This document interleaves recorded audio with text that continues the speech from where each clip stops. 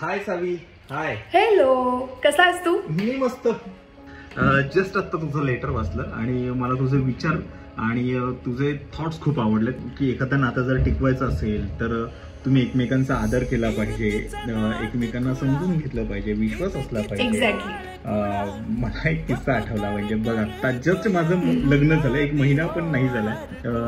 माझ्या घरी जेव्हा वैष्णवीच्या घरचे बघायला आले होते तेव्हा दरवेळी का मुलींनीच चहा करावा, कॉफी करावी किंवा पोहे करावे.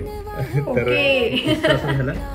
मी त्यांना म्हणालो की तुम्ही आत्ता बसा, तुम्ही गप्पा मारा, मी तुमच्यासाठी पोहे बनवतो. दरवेळी का मुलींनीच बनवायचे, दरवेळी का नवरीनेच बनवायचे, मी बनवणार. बरोबर. आणि मी पोहे बनवले, सगळ्यांना आवडले आणि माझं लग्न झालं. कदाचित आमच्या सासरे बुवांना माझा तो स्वभाव खूप आवडला असेल. आपण एकमेकांना समजून घेतलं पाहिजे, एकमेकांच्या कामामध्ये हातभार लावला पाहिजे असं मला वाटतं. मुळात तुमच्या सिरियलची टॅगलाईन मला खूप आवडली. नवऱ्याला असेल देवाचं स्थान तर बायकोलाही मिळायला हवा देवीचा मान. वा, हे खूप खूप कमाल आवडलंय मला, खूप कमाल आवडलंय. आणि मी तुमची सिरियल बघणार आहे जी 13 जानेवारीपासून 8:30 वाजता लागणार आहे. तर मी नक्की बघेन आणि मी सगळ्यांना सांगेन की ही सिरियल नक्की बघा. भेटूयात पुन्हा लवकर. चल, बाय बाय बाय. या, थँक्यू.